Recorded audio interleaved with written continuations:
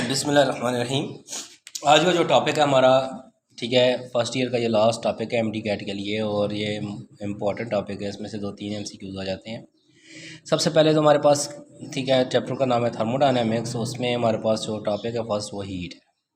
कहता है what is heat, तो कहता है heat is the type of energy. Heat is also,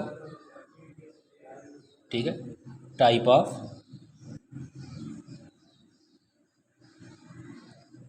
energy. इसका मतलब कि हीट भी जो है वो टाइप ऑफ एनर्जी है, एनर्जी की एक किस्म है, ठीक है, विच कैन फ्लो, जो कि हमारे पास फ्लो करती है,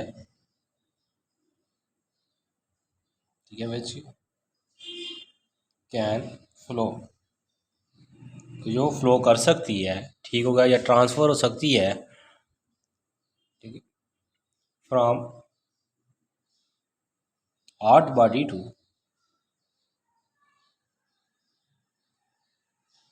कोल्ड बॉडी।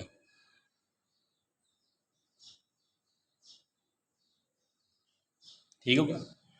और अगर इसी के ऊपर वो आपसे, ठीक है, यहाँ पे ये डेफिनेशन के अंदर थोड़ी सी वो चेंज ला सकता है, और वो डेफिनेशन के अंदर चेंज क्या लेके आ जाता है, वो डेफिनेशन के अंदर चेंज ये लेके आ जाता है कि आपके पास degree of measurement of hotness and coldness, ठीक है,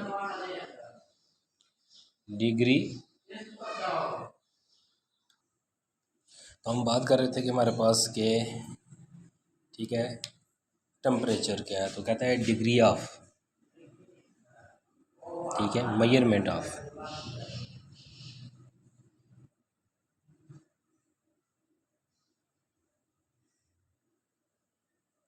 हॉटनेस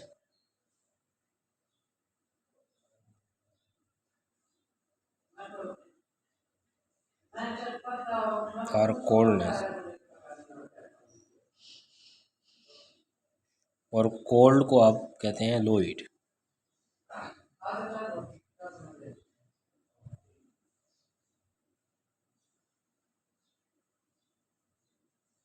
इज कॉल्ड टेम्परेचर।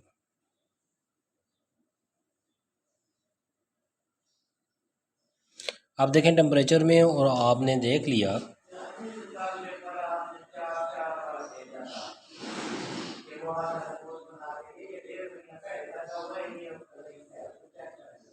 ठीक है, पहले आपने कहा degree of hot, measurement of hotness और कोल्डनेस ऑफ अ बॉडी जो होती है, या लो हीट जो होती है, इसको टेम्परेचर कहते हैं। और simple hotness and coldness of a body को जो हीट कहते हैं, ये भी ध्यान में रखना है। ठीक हो गया। उसके बाद तीसरी चीज़ यहाँ पे हमारे पास आती है कि व्हाट इज़ थर्मोडायनेमिक्स। थर्म कहते हैं हीट को, और डायनेमिक्स कहते हैं under the influence of a force, motion जो होती है। तो इसका मतलब thermo means heat, dynamic mean motion. तो इसका मतलब ये हो गया, थर्मोडायनेमिक्स का मतलब है,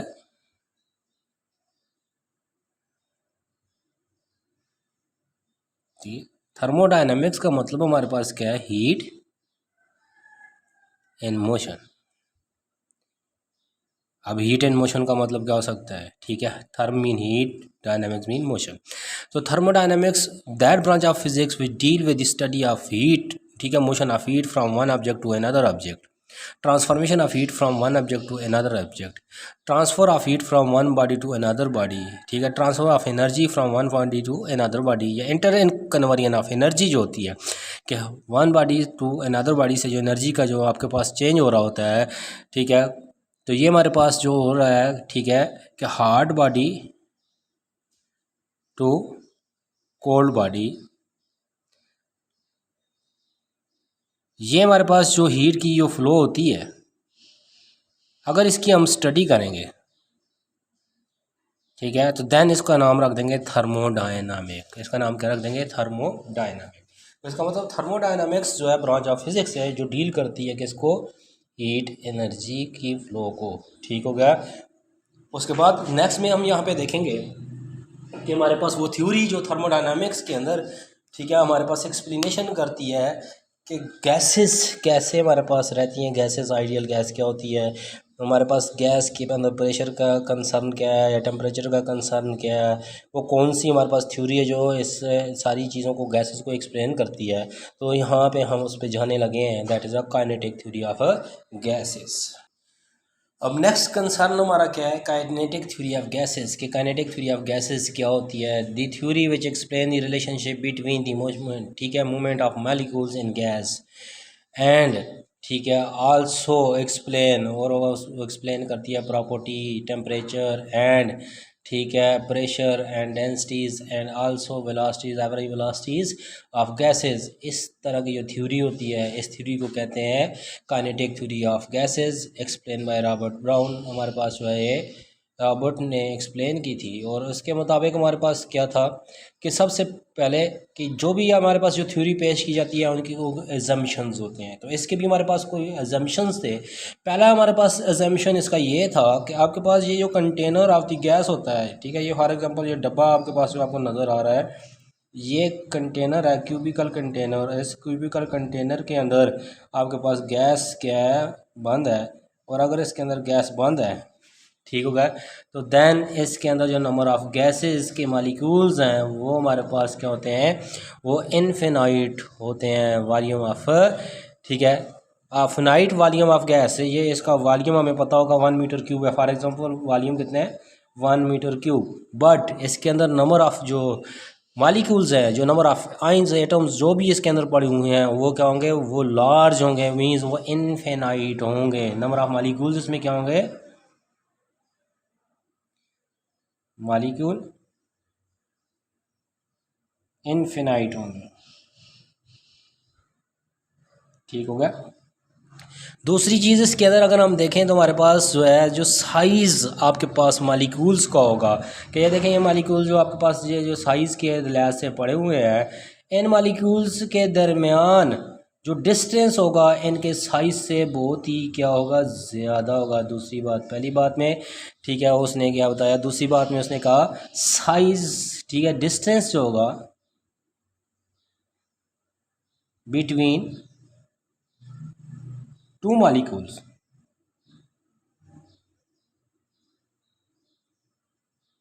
ठीक है, is larger than size of molecule. Means के साइज ऑफ मॉलिक्यूल्स से उनके दरम्यान पाया जाने वाला जो डिस्टेंस होगा वो बहुत ही ज़्यादा होगा। ये दूसरी बात थी उसकी। तीसरी बात उसने ये की कि ये गैस के मॉलिक्यूल्स इस कंटेनर के अंदर पड़े हुए हैं, उनकी जो मोशन होगी वो इर्रेगुलर मोशन होगी, रैंडम मोशन होगी, ठीक है। तो गैस के अंदर पड़े हुए मॉलिक्यूल्स की जो मोशन होगी रैंडम होगी। कौन सी होगी, रैंडम को टू एंड फ्रो मोशन भी कहते हैं, रेगुलर मोशन भी कहते हैं, ठीक हो गया। चौथी बात आपके पास अगर देखें तो चौथी बात में उसने ये कह दिया कि जब ये मॉलिक्यूल्स जो गैस के अंदर डब्बे के अंदर यहाँ पे पड़े हुए हैं इस कंटेनर के अंदर, ये आपस में क्या करेंगे, कोलाइड करेंगे। जब ये आपस में कोलाइड करेंगे तो देन इनके अंदर चेंजेस ऑफ एनर्जीज़ होगा। और याद रखना इनके अंदर जो काइनेटिक एनर्जी की जो चेंजेस होगी ये परफेक्टली इलास्टिक होगी, नो लॉस नो गेन होगा, ठीक हो गया। और जो कोलिजन कर रहे होंगे जब, तो देन इसके अंदर क्या होगा, ये परफेक्टली इलास्टिक कोलिजन होगी। मीन इनिशियल काइनेटिक एनर्जी और final kinetic energy in molecules की हमेशा क्या रहेगी, कांस्टेंट रहेगी, परफेक्टली इलास्टिक होगा। ये ध्यान में रखना है, एमसीक्यूज टाइप। उसके बाद मॉलिक्यूल्स डज नॉट, ठीक है, एग्जैक्ट ऑन फोर्स। पाँचवें नंबर पे उसने क्या कहा कि ये जो मॉलिक्यूल्स पड़े हुए हैं ये कभी भी एक दूसरे पे फोर्स नहीं लगाएंगे उस वक्त तक जिस वक्त तक ये है एक दूसरे के साथ लड़ाई नहीं करेंगे, मीन कोलाइड नहीं करेंगे, ठीक है। नो फोर्स एक्ट, ठीक है, कोई फोर्स इन पे एक्ट नहीं करेगी, रादर जब तक क्या होगा, it will not collide, not collide. जब तक ये आपस में टकराएंगे नहीं, आपस में लड़ाई नहीं करेंगे, तो ये किसी किस्म की कोई फोर्स नहीं लगाएंगे। और अगर ये लड़ेंगे आपस में, टकराएंगे, फोर्स लगाएंगे, तो दैन इनके अंदर प्रेशर प्रोड्यूस होगा, और वो प्रेशर, ठीक है, वो होता है फोर्स पर यूनिट एरिया के। याद रखना है इसकी यूनिट हमारे पास न्यूटन मीटर पर मीटर स्क्वायर होती है, इसको हम पास्कल भी कहते हैं, ठीक है, ये चीज़ें आपने इसमें याद रखनी है। दूसरा हमारे पास यहाँ पे ये देखेंगे कि इसमें काइनेटिक एनर्जी, ठीक है, हमने कहा कि एक रिलेशन होता है कि काइनेटिक एनर्जी जो है वो डायरेक्ट डिपेंड करती है प्रेशर ऑफ द गैस के ऊपर। ठीक हो गया। Kinetic energy also direct depend करती है टेम्परेचर ऑफ द गैस के ऊपर। तो ये सारी चीज़ें जो है यहाँ पे इसके ऊपर आपने देखनी है और देखी भी हैं आपने। तो इसका मतलब ये हो गया कि आपके पास जो है काइनेटिक एनर्जी और pressure and kinetic energy and temperature are directly proportional to each other. ये दोनों क्या है, एक दूसरे के डायरेक्टली प्रोपोर्शनल्स होते हैं। टेम्परेचर भी काइनेटिक एनर्जी के, और इसी तरह हमारे पास कौन, प्रेशर भी। ठीक होगा। नेक्स्ट में यहाँ पे हम देखेंगे कि इंटरप्रिटेशन ऑफ आपके पास टेम्परेचर के अंदर देखा तो हमारे पास एक चीज़ आती है जनरल गैस इक्वेशन। और जनरल गैस इक्वेशन क्या होती है, उसका फार्मूला क्या है या उसके अंदर जो कांस्टेंट है उसकी वैल्यू क्या है, उन चीज़ों को हम यहाँ पे डिस्कस करेंगे इंशाल्लाह। तो हम उसकी तरफ जाने लगे हैं अब। तो अब हमने कहा कि हमारे पास जो है टेम्परेचर, ठीक है, वो भी डायरेक्ट डिपेंड करता है, प्रेशर भी डायरेक्ट डिपेंड करता है काइनेटिक एनर्जी। देन आपके पास कहता है कि आपके पास फार्मूला तो आपके पास क्या है कि बॉयल्स लॉ क्या है। तो बॉयल्स लॉ होता है P V is equal to, ठीक है, 2/3 एन इंटू 1/2 mv²। ये एवरेज के साइन है, ये ध्यान में रखना है। ये किसके साइन है, एवरेज के। अब इसमें अगर हम देखें तो हमारे पास 2/3 is a constant number, n is a constant number, 1/2 kinetic energy. उसने ये कहा था कि आपके पास बॉयल्स लॉ में अगर टेम्परेचर कांस्टेंट होगा, टेम्परेचर क्या होगा, कांस्टेंट होगा, तो आपको अच्छी तरह पता है temperature means temperature direct depend करता है किसके, काइनेटिक एनर्जी के। तो इसका मतलब temperature constant, kinetic energy constant. अगर टेम्परेचर और काइनेटिक एनर्जी कांस्टेंट हो तो पी वी बराबर हो जाता है कांस्टेंट के। या फिर हम लिख सकते हैं P is equal to constant divided by volume, और P is inversely related to volume. इसका मतलब कि प्रेशर इंक्रीज़ करने से वॉल्यूम डिक्रीज़ करता है। 4 टाइम प्रेशर इंक्रीज़ करें, वॉल्यूम कितने टाइम में डिक्रीज़ होगा, तो उसको आप यहाँ पे देख सकते हैं। इस तरह के क्वेश्चन आपसे पूछता है। ठीक हो गया। सेम एज यहाँ पे हमारे पास एक इक्वेशन थी PV is equal to nRT। कहता है व्हाट इज़ आर, आर क्या होता है यहाँ पे, तो याद रखना है R is a real gas constant. Real gas constant होता है, और रियल गैस कांस्टेंट या यूनिवर्सल कांस्टेंट जो है इसकी वैल्यू भी आपने यहाँ पे क्या करनी है, याद रखनी है कि आर की क्या वैल्यू होती है, उसको भी आपने माइंड में रखना है आपने। तो यहाँ पे हम बात कर रहे थे कि हमारे पास जो ये आर है, रियल गैस कांस्टेंट या यूनिवर्सल गैस कांस्टेंट भी इसको कहते हैं। ठीक है, इसकी वैल्यू आपने याद रखनी है, और ये इंपॉर्टेंट MCQ से आता है पेपर में। आर की जो वैल्यू होती है आपने याद रखनी है, ये होती है 8 पॉइंट,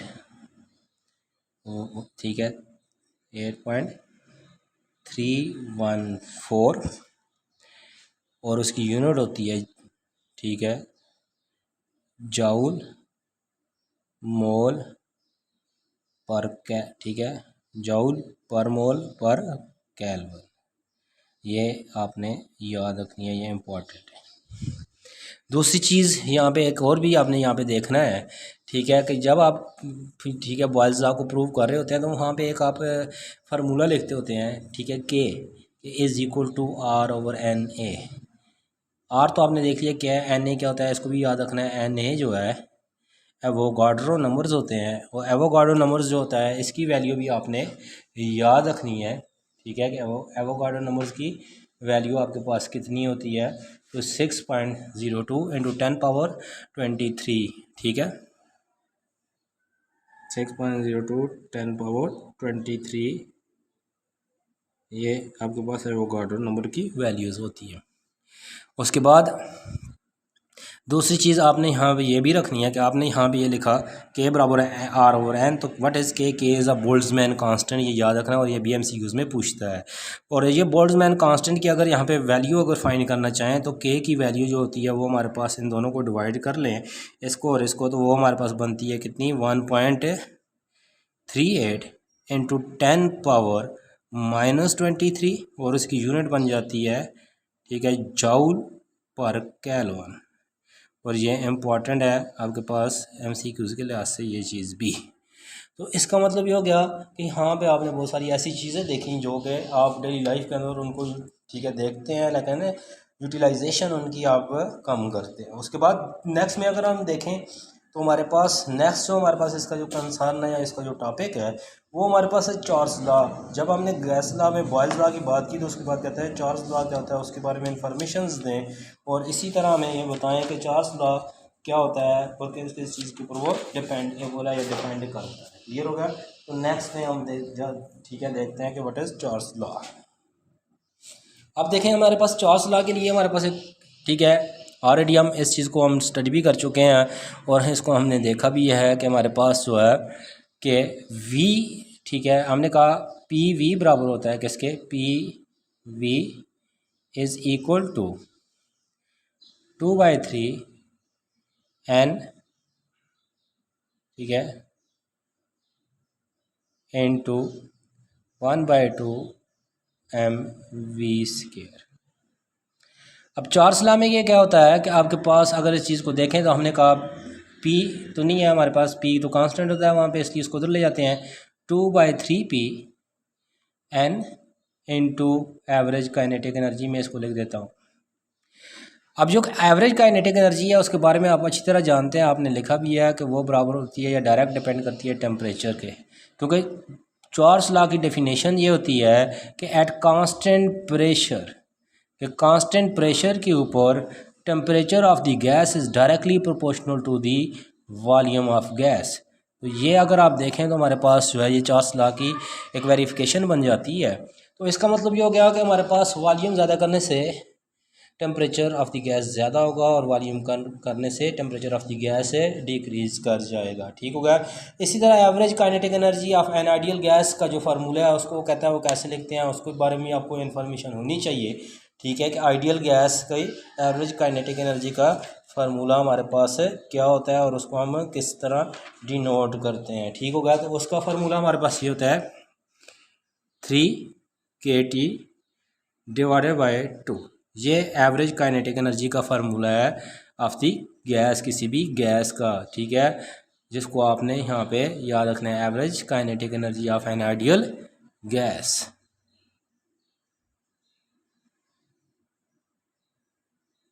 ठीक है,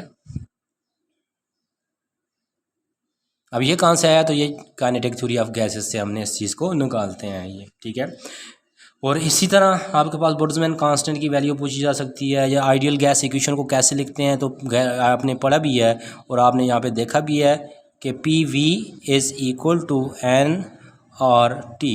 ये आपके पास क्या है, आइडियल गैस इक्वेशन, जिसमें एन स्मॉल होता है, ये जहन में रखना है। ठीक हो गया। और स्मॉल एन क्या है, नंबर ऑफ मोल्स हैं।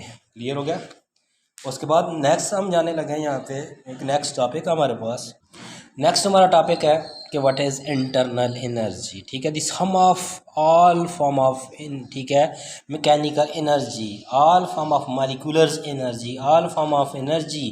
ठीक है, उसमें काइनेटिक भी हो सकती है, पोटेंशियल भी हो सकती है, of a substance is called internal energy. कि किसी भी ठीक है आपके पास ये कोई कंटेनर है, इस कंटेनर के अंदर कोई भी सब्सटेंस पड़ा हुआ है और इस सब्सटेंस के अंदर ठीक है मॉलिक्यूल्स हैं या इन मॉलिक्यूल्स के पास काइनेटिक एनर्जी है या पोटेंशियल एनर्जी, इसका जो सम होता है, sum of potential energy plus kinetic energy. ठीक है, ऑल टाइप ऑफ एनर्जी। ठीक है, किसकी, मॉलिक्यूल्स की, ऑफ ठीक है molecules is called internal energy.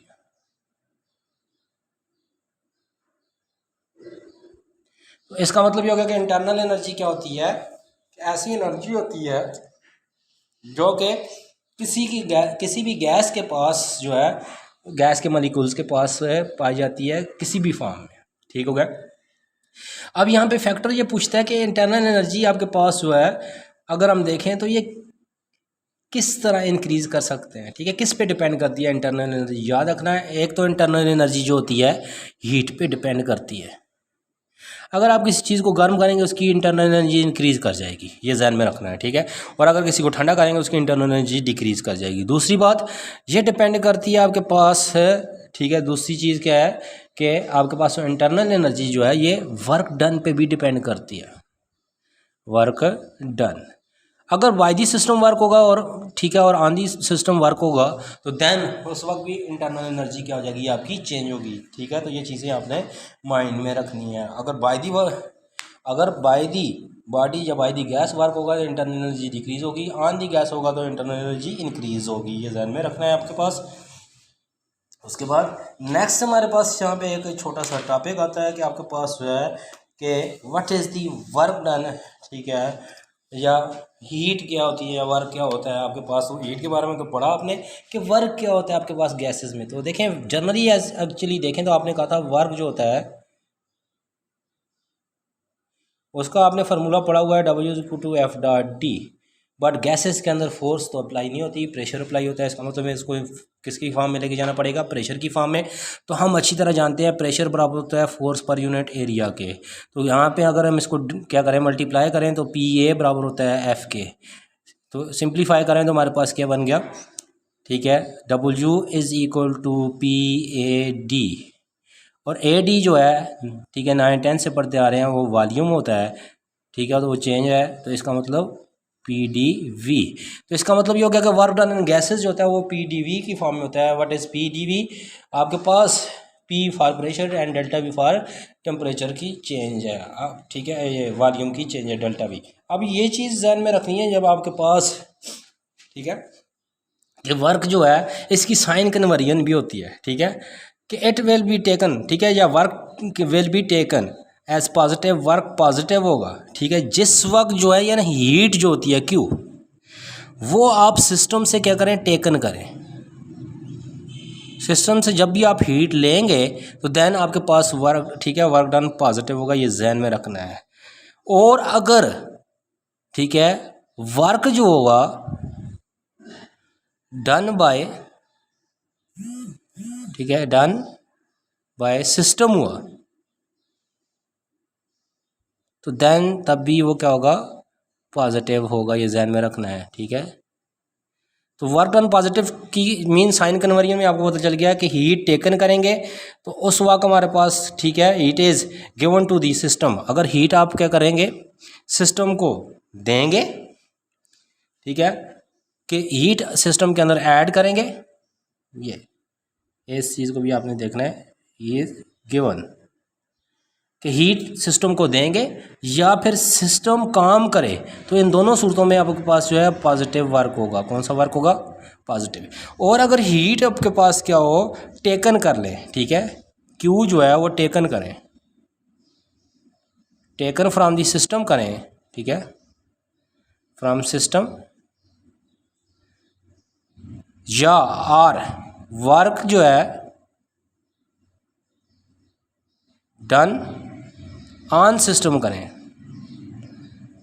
तो देन दोनों सूरतों में हमारे पास नेगेटिव काम होगा। वर्क क्या होगा, नेगेटिव वर्क। वर्क क्या होगा उस वक्त, नेगेटिव। ये दोनों कंसर्न आपने याद रखनी है क्योंकि ये मोस्ट इम्पॉर्टेंट है, इसके अंदर ये चीज़ें इनको आपने माइंड में रखना है। ठीक हो गया।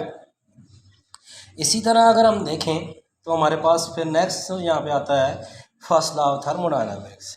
अब फर्स्ट लॉ ऑफ थर्मोडायनामिक्स से पहले अगर आप देखें तो जीरोथ लॉ ऑफ थर्मोडायनामिक्स होता है, वो याद रखना है। जीरोथ लॉ ऑफ थर्मोडायनामिक्स क्या है, तो जीरोथ लॉ ऑफ थर्मोडायनामिक्स ये होता है कि आपके पास नेक्स्ट हमारे पास यहाँ पे पोर्शन है लॉ ऑफ थर्मोडायनामिक्स क्या होता है।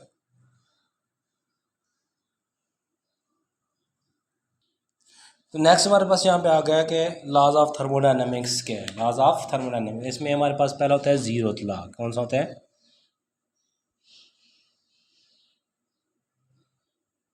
जीरोथ लॉ वो होता है जिसके अंदर हीट जो होती है ना, हीट डेथ हो जाती है। हीट डेथ का मतलब क्या होता है, सिस्टम जो होता है, ठीक है, वो इक्विलिब्रियम पे आ जाता है। सिस्टम किस पे आ जाता है, इक्विलिब्रियम पे। मींस आपके पास सिस्टम की इनिशियल और फाइनल हीट जो होती है वो आपस में इक्वल हो जाती है। मीन QI और QF की वैल्यू बराबर हो जाती है। मींस चेंज इन हीट जो होती है यहाँ पे वो ज़ीरो हो जाती है। तो इस तरह का जो सिस्टम होता है दैट, ठीक है, इसको हम कहते हैं कि ये आइडियलाइज सिस्टम है और ये इक्विलिब्रियम स्टेट में चला जाता है और इस इक्विलिब्रियम स्टेट के ऊपर heat loss mean heat death आ जाती है। आपके पास जो है जितनी हीट आप किसी सिस्टम को प्रोवाइड करते हैं और उतना ही वो वर्क डन कर देता है, आइडियलाइज सिस्टम बन जाता है। इस तरह का आपके पास जो लॉ है, ठीक है, इस लॉ को हम कहते हैं थर्मोडायनामिक्स का फर्स्ट जीरोथ लॉ। के जीरोथ लॉ ऑफ थर्मोडायनामिक्स क्या है, इक्विलिब्रियम स्टेट पे हीट को एक्सप्लेन करता है जो। अब दूसरी चीज़ इसके अंदर आपने याद रखनी है कि हमारे पास, ठीक है,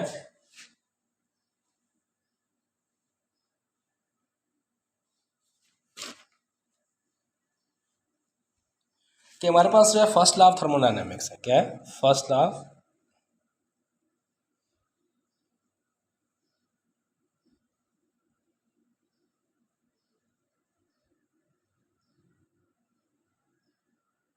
ठीक है, कहता है what is first law of thermodynamics. याद रखना फर्स्ट लॉ ऑफ थर्मोडायनामिक्स कहता है कि one form of heat is converted to other form of heat but total heat of the system remain conserve. Mean law of conservation of energy is also known as a, इसका मतलब इसको law of क्या कहते हैं, law of conservation of energy. ये भी MCQs है, ठीक है, कि फर्स्ट लॉ ऑफ थर्मोडायनामिक्स को also law of conservation of energy भी आप कहते हैं। क्लियर हो गया। दूसरी इसकी मैथमेटिकल फॉर्म आपने याद रखनी है, ठीक है, टोटल हीट जो होती है वो internal energy plus work done के इक्वल होती है। ठीक हो गया। और इसमें यह भी आपने याद रखना है कि अगर हमारे पास, ठीक है, क्या, अगर हमारे पास यहाँ पे क्या हो जाए कि ऐसा प्रोसेस हो जाए जिसमें टेम्परेचर कांस्टेंट हो जाए, टेम्परेचर क्या हो जाए, कांस्टेंट। जब टेम्परेचर कांस्टेंट होगा तो याद रखना है कि डेल्टा यू ज़ीरो हो जाएगा, इंटरनल एनर्जी चेंज ज़ीरो होगी और पीछे पड़ के आया है। और जब ये होगा तो दैन जितना आप किसी चीज़ को एनर्जी देंगे उतना ही वो काम करेगी। ये आपने एक चीज़ ध्यान में रखनी है, and that is called isothermal process. इसी तरह अगर हमारे पास क्या हो, ठीक है, कि जितना आप किसी बॉडी को हीट देते हैं और, ठीक है, उसमें एक चीज़ आपने ये याद रखनी है कि उसकी जो टोटल हीट जो है वो कांस्टेंट हो जाए। ठीक हो गया। जितनी हीट है उसके पास कांस्टेंट हो जाए तो चेंज इन हीट हमेशा उसकी क्या होगी, ज़ीरो होगी। और अगर चेंज इन हीट ज़ीरो होगी तो देन उसका जो वर्क डन होगा वो माइनस का, ठीक है, इंटरनल एनर्जी मींस कि वहाँ पे नेगेटिव वर्क होना शुरू हो जाएगा। ठीक हो गया। तो दैट प्रोसेस कहते हैं दैट इज़ अ, ठीक है, work done by an ideal gas के अंदर ये जो प्रोसेस होता है इसको कहते हैं एडियाबैटिक प्रोसेस। क्लियर हो गया। तो ये दो चीज़ें आपने यहाँ पे इसमें याद रखनी है। ठीक है, नेगेटिव वर्क डन जो होता है इंटरनल एनर्जी की वजह से वो एडियाबैटिक प्रोसेस की वजह से होता है, और वर्क डन पॉजिटिव जो होता है वो आइसोथर्मल प्रोसेस की वजह से होता है। उसके बाद हमारे पास यहाँ पे एक छोटा सा टॉपिक है, वो कहता है आपके पास व्हाट इज़ स्पेसिफिक हीट। तो स्पेसिफिक हीट वो हीट होती है जो कि एक, ठीक है, मोल का जो टेम्परेचर होता है, 1 मोल का जो टेम्परेचर होता है इंक्रीज़ करती है 1 केल्विन तक। ठीक है, तो ये याद रखना है कि 1 मोल टेम्परेचर इंक्रीज़ करने के लिए जो आपको मिनिमम अमाउंट ऑफ हीट चाहिए होती है, रिक्वायर्ड होती है, that is called specific heat. अगर वो कांस्टेंट वॉल्यूम पे है तो उसको कांस्टेंट वॉल्यूम की स्पेसिफिक हीट कहते हैं, और अगर वो कांस्टेंट प्रेशर पे है तो उसको कांस्टेंट प्रेशर की स्पेसिफिक हीट कहते हैं। दोनों के फार्मूले आपके पास लिखे हुए हैं, कांस्टेंट वॉल्यूम और कांस्टेंट प्रेशर के लिए। ठीक हो गया। इसके बाद अगर हम देखें तो हमारे पास यहाँ पे ये यू, ठीक है, क्यू लिखा हुआ है, क्या ये हीट है। और याद रखना हीट की यूनिट क्या होती है, जाउल्स होती है। ये हीट की भी वही यूनिट होती है जो आपके पास किसी यूनिट होती है एनर्जी की। ठीक हो गया, टाइप ऑफ एनर्जी का आपने इसको।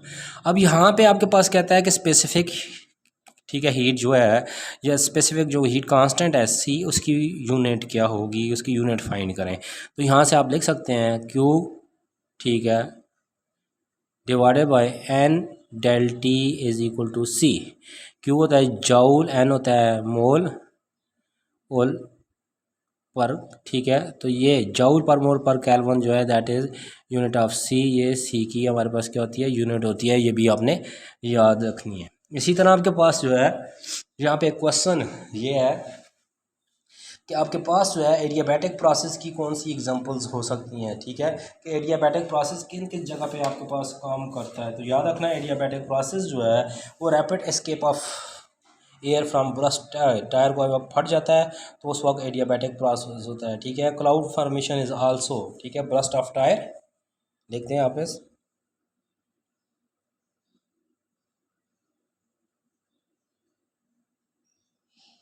ठीक है, कि ब्रस्ट ऑफ टायर जो होता है, या आपके पास इसके rapid escape of gas from burst of tyre और दूसरी आपके पास क्या है, क्लाउड फॉर्मेशन, ये नेचुरल, ठीक है, फिनोमेना है।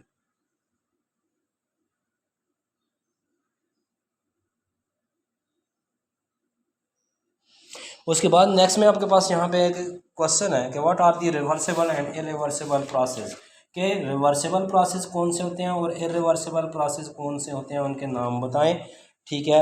और ये भी आपके पास एक क्वेश्चन होता है कि सी पी ग्रेटर होता है सी वी से या फिर सी वी ग्रेटर होता है सी पी से। तो याद रखना कि ये ठीक है, सी पी ग्रेटर होता है सी वी से, बिकॉज सी वी के ऊपर वर्क डन क्या हो जाता है, वर्क डन जो होता है वो ज़ीरो होता है। C P specific heat at constant volume, volume जब कांस्टेंट होगा, वी कांस्टेंट होगा जब, तो देन डेल्टा, ठीक है, वी ज़ीरो होगा। और वर्क डन का फार्मूला है पी डेल्टा वी, तो then W is also zero, W zero होगा बिकॉज वी ज़ीरो है। क्लियर हो गया, तो ये चीज़ भी अपने माइंड में रखनी है। उसके बाद मैं बात कर रहा था कि हमारे पास एक टॉपिक है रिवर्सिबल एंड इरिवर्सिबल प्रोसेस। अब कहते हैं हमारे पास रिवर्सिबल और इरिवर्सिबल क्या होते हैं, ठीक है। तो याद रखना है कि वो प्रोसेस जो कि आपके पास जो है ओरिजिनल पोजीशन के ऊपर वापस आ जाते हैं वो रिवर्सिबल होते हैं, और वो प्रोसेस जो कि आपके पास विदाउट एनी चेंज, ठीक है, या विदाउट एनी केमिकल प्रोसेस के वो अपने पोजीशन पे वापस ना आए, वो इरिवर्सिबल प्रोसेस होते हैं, ठीक हो गया। अब रिवर्सिबल प्रोसेस आपके पास क्या है, day to night and night to day, cloud formation, ये जितनी भी आपके पास हो रही है natural process that are reversible process, बार बार रिपीट हो रहे हैं, ठीक हो गया। और इरिवर्सिबल प्रोसेस जो केमिकल चेंज में आ जाते हैं वो सारे के सारे क्या होते हैं, इरिवर्सिबल प्रोसेस होते हैं। तो ये चीज़ आपने माइंड में रखनी है, इसको एक दफ़ा आपने रीड कर देना है इस छोटे सा कंसर्न को। इसमें फिर हमारे पास होते हैं साइक्लिक प्रोसेस, ठीक है। तो साइक्लिक वो होते हैं जो एक, ठीक है, क्या है, नंबर ऑफ़ इवेंट्स होते हैं, उसके बाद वापस अपने आप को इनिशियल पोजीशन के ऊपर ले आते हैं। जैसे आप देखें उसमें कहते हैं कि आप इनिशियल से इधर गए, इधर से ऊपर गए, ऊपर से इधर गए, ठीक है, इधर से फिर वापस आ गए। तो ये आपके पास जो प्रोसेस होते हैं ये क्या है, ये साइक्लिक प्रोसेस हैं, ठीक है, जिसके ऊपर आपका फर्स्ट लॉ ऑफ थर्मोडायनेमिक्स भी क्या है, एक्ट कर रहा होता है। उसके बाद अगर हम देखें तो हमारे पास जो है नेक्स्ट है हीट इंजन, ठीक है। ऐसा इंजन जो कि आपके पास मैकेनिकल एनर्जी को, ठीक है, यूटिलाइज करता है, डिवाइस है, कन्वर्ट करती है heat energy to mechanical energy, ठीक है।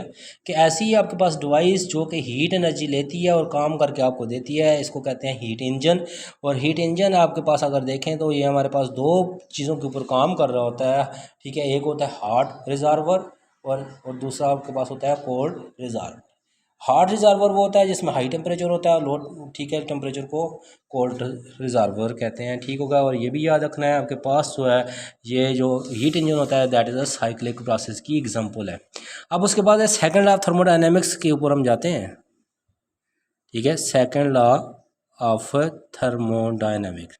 तो सेकंड लॉ ऑफ थर्मोडायनेमिक्स, ठीक है, क्या कहता है कि no heat engine can work 100% efficient. कोई भी हीट इंजन जो है वो 100% काम नहीं कर सकता है। एक तो इसकी डेफिनेशन ये है कि 100% एफिशिएंट वाला हमारे पास कोई इंजन है ही नहीं है, या it is not possible to, ठीक है, प्रोसेस हीट आपके पास जो एंटायरली चेंज इनटू वर्क, ऐसा हमारे पास सिस्टम ही नहीं है जिसमें हम सारी की सारी हीट को वर्क में कन्वर्ट कर सकें। और दूसरी इसकी स्टेटमेंट ये है हमारे पास जो है कि हीट हमेशा जो है high temperature to low temperature जाती है, अगर उसको आप लो से हाई की तरफ लेके जाएंगे तो उसके ऊपर काम करना पड़ेगा, ठीक है। एक स्टेटमेंट को कहते हैं kelvin statement.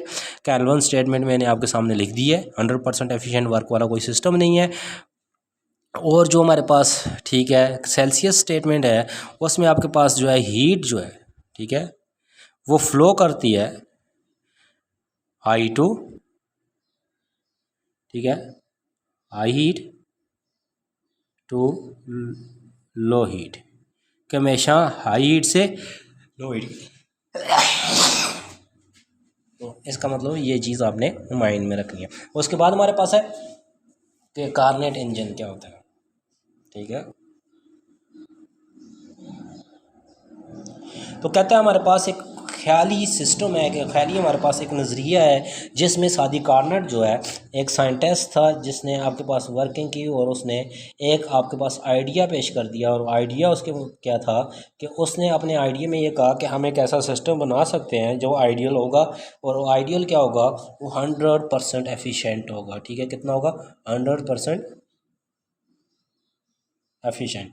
But this is not possible, लेकिन ये ऐसा मुमकिन नहीं है। ठीक हो गया। अब इसी आइडियल सिस्टम के ऊपर अगर देखें तो उसने एफिशिएंसी का एक फार्मूला भी दिया जिसको आपने याद रखना है, क्योंकि ये आगे आप यूज़ करेंगे। अगर उसको हीट की फॉर्म में लेते हैं तो कहता है आपके पास E eta is equal to minus, ठीक है, आपके पास ये क्यू, ठीक है, आउटपुट है, और ओवर क्यू इनपुट, ये कितनी हीट आप देते हैं और कितनी आप उससे लेते हैं। या टेम्परेचर की फॉर्म में आप इसको लिखना चाहेंगे तो ये होगा 1 माइनस T2 ओवर T1। याद रखना है Q is directly proportional to T। Q direct depend करता है टेम्परेचर के ऊपर। और इसको आप ऐसे भी लिख सकते हैं, ठीक है, कि आपको Q1, ठीक है, Q2 ओवर Q1 दे दे और T2 ओवर T1, यहाँ पे कुछ एक मिस कर देगा और आपको कहेगा कि आपको टेम्परेचर फाइंड कर लें या आप ठीक है हीट फाइंड कर लें। क्लियर हो गया। और अगर परसेंटेज में निकालना है तो इस इक्वेशन को आप क्या कर देंगे, मल्टीप्लाई कर देंगे 100 के साथ, तो ये आपके पास जो फार्मूला है वो किस में चला जाएगा, परसेंटेज में चला जाएगा। ठीक हो गया। अब सेम इसी तरह आपके पास जो है ठीक है, कंसर्न्स है कि नेक्स्ट आपके पास जो है थर्मोडायनामिकल स्केल क्या होता है।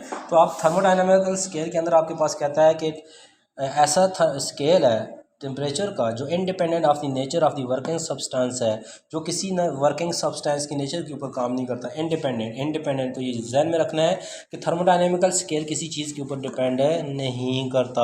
और इसके अंदर हमारे पास जो यूनिट होती है वो केल्विन इस्तेमाल करते हैं। ठीक है, और इसके अंदर हमारे पास जो है वो टेम्परेचर फाइंड करने का फार्मूला क्या है वो भी मैं बता देता हूँ आपको। ठीक है, कि टेम्परेचर फाइंड करने का जो फार्मूला है इसके अंदर वो आपने याद रखना है कि T is equal to 273.16 into Q over, ठीक है, Q over Q3। What is Q3? तो ये भी आपने याद रखना है कि Q3 इसके अंदर आपके पास क्या है, आउटपुट हीट है। ठीक है, अब आपके पास जो हीट जो है ऑब्जर्व और रिजेक्ट ऑफ द सिस्टम जो होती है वो पानी से ले या किसी से भी, उसको आप ये Q3 कहते हैं। तो यहाँ पे ट्रिपल पॉइंट ऑफ वाटर क्या होता है कि याद रखना है, ट्रिपल पॉइंट ऑफ वाटर का मतलब वाटर जो है 3 टेम्परेचर के ऊपर अपने आप को क्या करता है, एक्सपेंड करवाता है। 0 डिग्री के ऊपर जो है ना, 0 डिग्री सेंटीग्रेड के ऊपर H2O क्या करता है, एक्सपेंड करता है। और यही वाटर 4 डिग्री सेंटीग्रेड के ऊपर भी क्या करता है, एक्सपेंड करता है। और यही वाटर 100 डिग्री सेंटीग्रेड के ऊपर भी क्या करता है, एक्सपेंड। तो ये कितने पॉइंट हो गए, 3 पॉइंट हो गए। तो इसका मतलब ये हो गया कि 3 पॉइंट के ऊपर टेम्परेचर, 3 टेम्परेचर्स के ऊपर वाटर जो है अपना सेम बिहेवियर शो करता है। इसलिए आप इसको कहते हैं ट्रिपल पॉइंट ऑफ वाटर। ये वाटर के 3 पॉइंट्स हैं जिसपे ये इक्विलिब्रियम कंडीशंस को क्या करता है, को एग्जिस्ट करता है। क्लियर होगा। नेक्स्ट में हमारे पास यहाँ पे एक छोटा सा टॉपिक है जिसके ऊपर हम देखते हैं कि हमारे पास क्या है कि टाइप ऑफ इंजन क्या है। तो हमारे पास जो है बहुत सारे टाइप ऑफ इंजन है जिनको हम यूटिलाइज़ करते हैं। ठीक है, वो इलेक्ट्रिक इंजन भी हो सकता है, वो पेट्रोल इंजन भी हो सकता है, वो डीजल इंजन भी हो सकता है, वो गैस इंजन भी हो सकता है। ठीक है, लेकिन यहाँ पे हमारे पास जो ये इंपॉर्टेंट चीज़ है वो है पेट्रोल इंजन। तो याद रखना है कि पेट्रोल इंजन क्या होता है, पेट्रोल इंजन की एफिशिएंसी क्या होती है। ठीक है, तो पेट्रोल इंजन ऐसा इंजन होता है जो आपके पास 25% टू 30% क्या करता है, वर्क करता है। ठीक है, पेट्रोल इंजन कि ऐसा इंजन होता है कि पेट्रोल इंजन आपके पास एक ऐसा इंजन होता है जो 25% टू 30% क्या करता है, वर्क करता है। बाकी आपके पास जो हीट, जो आपके पास जो एनर्जी है उसको ज़ाया कर देता है। ये देखें 75 टू 70% हीट को ज़ाया करने वाला ये इंजन है। और ये भी ध्यान में रखना है कि ये 4 स्ट्रोक वाला इंजन होता है। ठीक है, जिसमें स्पार्क प्लग होता है, जिसमें आपके पास क्रॉन्क शाफ्ट होती है, जिसमें पिस्टन होता है और वाल्व्स होते हैं। ठीक है, तो ये चीज़ें आपके पास है कि base on the principle of cycle होता है और कंसिस्ट ऑफ दी, ये आपके पास 4 टाइप्स हैं जिनके ऊपर ये कंसिस्ट करता है। ठीक होगा। अब आपके पास इसके जो स्ट्रोक्स होते हैं वो स्ट्रोक में इनटेक स्ट्रोक होता है, या दूसरा में आपके पास कंप्रेशनल स्ट्रोक होता है, पावर स्ट्रोक होता है और एग्जॉस्ट स्ट्रोक होता है। ठीक है, तो 4 स्ट्रोक के ऊपर हमने क्या कहा, ये वर्क कर रहा होता है। सेम इसी तरह डीजल इंजन की बात करें, किसकी,